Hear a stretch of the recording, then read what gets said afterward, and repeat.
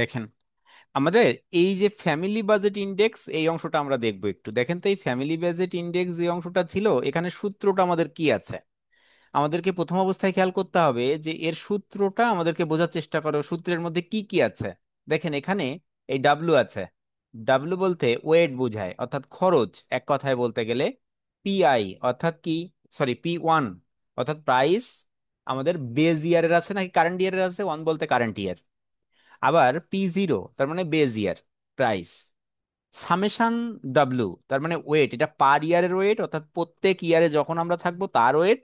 আর এটা হচ্ছে ওই প্রত্যেকটা ইয়ার যে কয়টা ইয়ার আছে সেই কয়টার যোগফলের ওয়েট, সামেশন ইন্টু 100।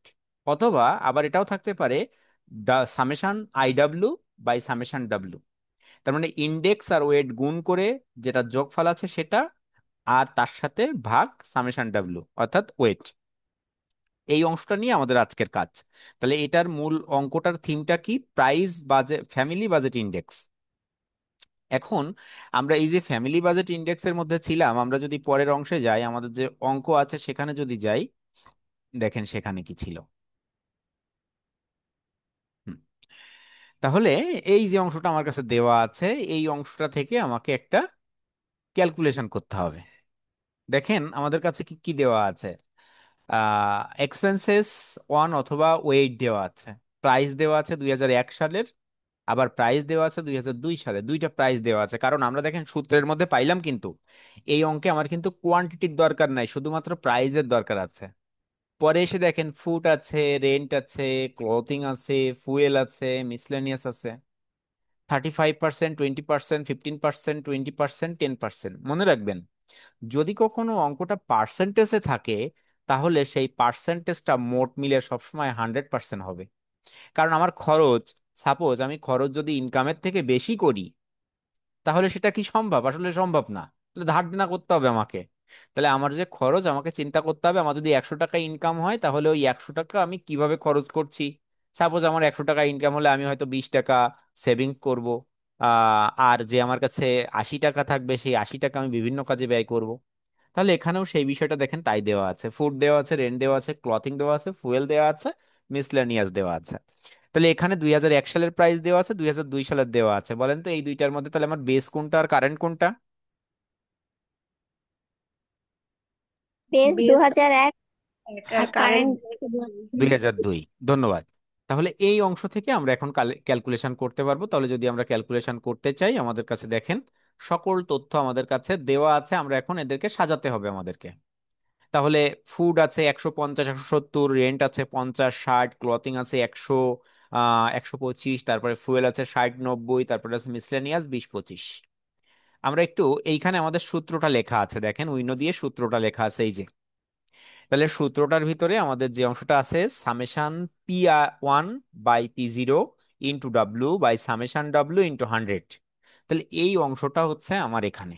তাহলে এখানে যদি আমি ক্যালকুলেশন করতে চাই, এখন দেখেন আমাদের ক্যালকুলেশন করতে গেলে এই টেবিলের মধ্যে আমার কাছে ছক লাগবে কয়টা, বা কলাম বা রো কয়টা লাগবে সেটা আমরা একটু দেখবো। দেখেন দেওয়া আছে table for calculation cost of living index. অর্থাৎ আমাদের এই অঙ্কের ক্ষেত্রে সবসময় জানি আমরা টেবিল ফর ক্যালকুলেশন লিখতেই হবে। আপনি যদি অন্য কিছু নাও লিখতে পারেন তাহলেও আপনাকে টেবিল ফর ক্যালকুলেশন কথাটা আপনাকে লিখতে হবে, এটা না লিখলে আপনি এই টেবিলটা ক্যালকুলেশন করতে পারছেন না। দেখেন এখন কি কি আছে আমার কাছে। এক্সপেন্সেস অন দেওয়া ছিল food, rent, clothing, fuel, miscellaneous. Amount of expenses weight, এই যে অ্যামাউন্ট অফ এক্সপেন্স যে পার্সেন্টেজ যে ছিল ডাব্লু পার্সেন্টেজ দেওয়া আছে দেখেন 35, 20, 15, 20, 10, 100% সব মিলে। এরপরে প্রাইস 2001 সালের প্রাইস তার মানে পি0 150, 50, 100, 60, 25। Price 2002 P one 170, 60, 125, 90, 25।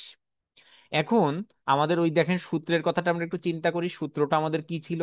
সূত্রটা আমাদের ছিল, আমরা এখানে একটু সূত্রটা নিয়ে আসি। দেখেন সূত্রটা এখানে দেওয়া আছে এই যে। তাহলে সূত্রটা আছে কি, সূত্রটা এই অংশটা আছে দেখেন উপরে আমার এই অংশটা। তাহলে এটা যদি আমরা ক্যালকুলেশন করতে চাই তাই দেখেন এই অংশটা কি ক্যালকুলেশন আগে করে নিছে, এই যে ডব্লিউটা বাদ দিয়ে এই অংশটা করে নিছে। তাহলে সামেশন পি1 বাই পি0 ক্যালকুলেশন করার জন্য দেখেন পি1 পি0 আমরা ক্যালকুলেশন করে নিচ্ছি। তাহলে এখানে আমার পি1 আছে, পি0 আছে। দেখেন ক্যালকুলেশন করছি, তাহলে 1.1333 1.2, 1.25, 1.5, 1.25, এটা আছে আমার কাছে। এরপরে কি, P1/P0 ডাব্লু, অর্থাৎ ডাব্লু দিয়ে গুণ, তাহলে এই ডাব্লু কিন্তু আমার সামেশনের না, এই অংশের ডাব্লু দিয়ে গুণ। তাহলে দেখেন এই টোটাল অংশটা দিয়ে আমরা গুণ করতে করতে আসছি, গুণ করে আমার এই অংশটা আসছে। আর টোটাল অংশটা ক্যালকুলেশন এটা। আপনি যদি মনে করেন এটাকে আপনি পয়েন্টে রাখবেন, পার্সেন্টেজ পয়েন্ট, মানে পার্সেন্টেজ বলতে 100%, তাহলে এখানে আপনি 0.35, 0.20, 0.15, 0.20, 0.10, তাহলে এখানে হতো 1। আপনার যা হবে অ্যান্সার দেখবেন সেম আসবে, এর সাথে আপনি যখন এটা গুণ করছেন সেম অ্যান্সার আসবে, যেভাবেই করেন না কেন সেম অ্যান্সার আসবে দেখবেন। ক্যালকুলেশন যদি ঠিক থাকে আপনার, ক্যালকুলেশনের প্রসেস ঠিক থাকলে আপনার অঙ্কের অ্যান্সার যেভাবেই করেন না কেন অ্যান্সার ঠিক আসবে। তাহলে এই যে অংশটা আমরা দেখলাম, এই অংশটা ক্যালকুলেশন করে আমাদের কাছে আসছে সামেশন P1/P0 ডাব্লু সমান 124.9। তাহলে এই যে 124.9, এই অংশটা হচ্ছে আমার উপরের পাটের মান চলে আসছে। আর এই যে সামেশন ডাব্লু দেখেন, এই যে আমি পার্সেন্টেজ হিসাব করে আমার কত আছে, 100%, × 100। তাহলে আমরা যদি এখন ক্যালকুলেশন পরের দিকে যাই, দেখেন আমাদের কি হচ্ছে।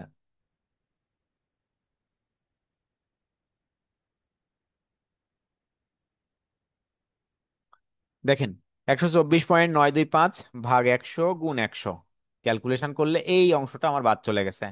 হ্যাঁ, আর যদি এটা না হতেন, এই জায়গায় যদি আপনি পয়েন্ট দিয়ে করতেন, তাহলে পরের অংশে এসে আপনাকে ওই 100 গুণ করতে হতো। দেখেন এই গুণ কাটতো না, হ্যাঁ, এখানে থেকে যেত যে কোনো ভাবে, তখন এই গুণ কাটতো না, তখন আপনাকে এই 100 দিয়ে পরে গুণ করে দেখাতে হতো। তাহলে দেখেন 124.92, এটা আপনার কস্ট অফ লিভিং ইন্ডেক্স। তাহলে সব সময় আমাদের কাছে ইন্ডেক্স নাম্বার করলে আমাদের কি করতে হবে, ইন্ডেক্স নাম্বার করলেই আমরা একে মান কমেন্ট করতে হবে আমার। যদি কমেন্ট করতে চাই, কমেন্টের অংশে যাই, দেখেন বলছে comment, let the base year index is 100%, from the above calculation we find the cost of living index from the 2001 to 2002 is increased by 124.92 minus 100 percent. Calculation করলে দেখেন আসছে 24.9%, এই 92%। তাহলে দেখেন আমার কাছে এইখানে এই যে একটা মেথড আমরা শিখলাম, তাহলে এটা ছিল আমার কস্ট অফ লিভিং ইন্ডেক্সের ওয়েট দেওয়া থাকলে আমাকে কিভাবে করতে হয়, সেই অংশটা আমরা এখানে ক্যালকুলেশন করলাম। এখন বলেন যদি কোনো প্রশ্ন থাকে প্রশ্ন করতে পারেন।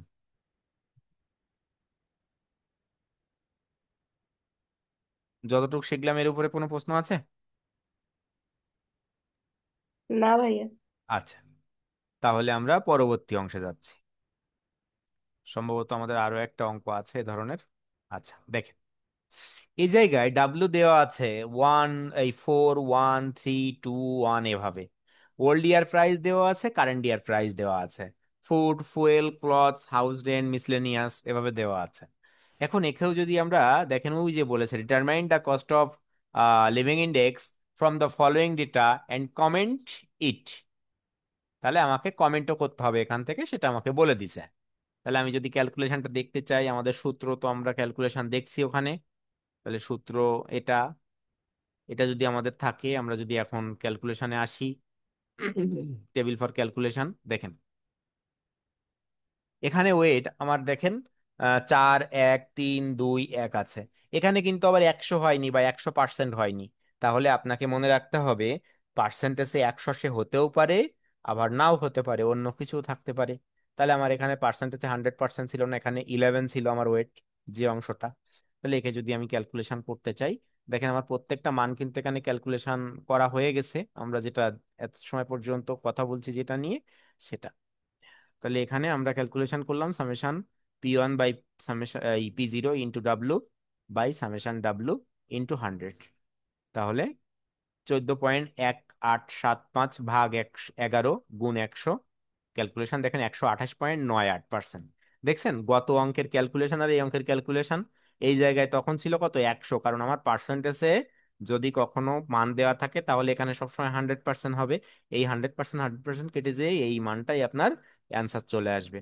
কিন্তু এখানে আমার তা ছিল না, এই কারণে আমার ভাগ করে 100 দিয়ে গুণ করা লাগছে। ঠিক আছে,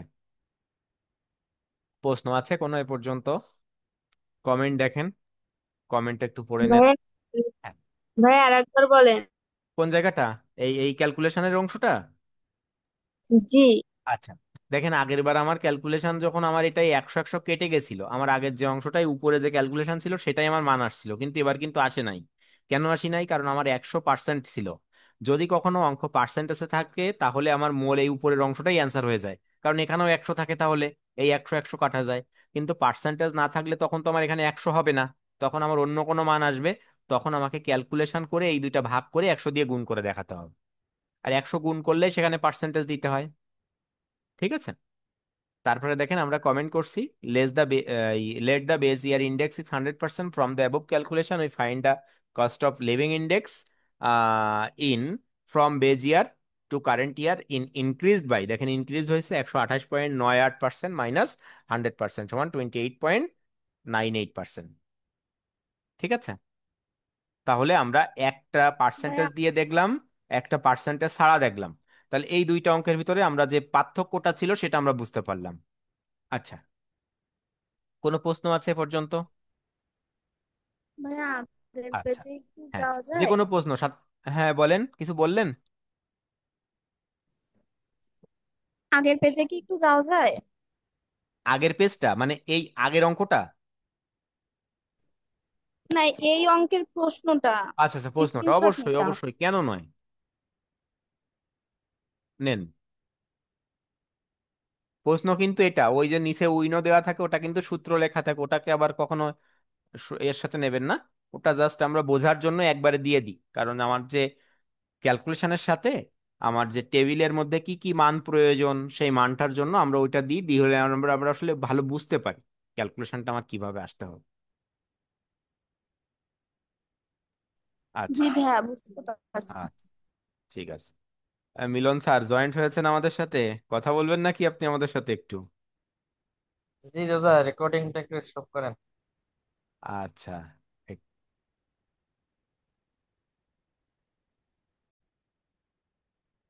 আচ্ছা, দেখেন তো আমাদের এই যে স্ক্রিনটা দেখা যাচ্ছে, এই স্ক্রিনের মধ্যে আমরা করিনি কোনটা? আমাদের কাছে কি কি আছে দেখেন তো, লেস পেয়ার্স আছে, পেসার্স আছে, ডারভিশ আছে, মার্শাল আছে, পরবর্তীতে কস্ট অফ লিভিং ইন্ডেক্স আছে, আর এপারটি আর টিআরটি আছে, অর্থাৎ টাইম রিভার্সাল, ফ্যাক্টর রিভার্সাল। আমাদের এখান থেকে করা হয়নি কোনটা?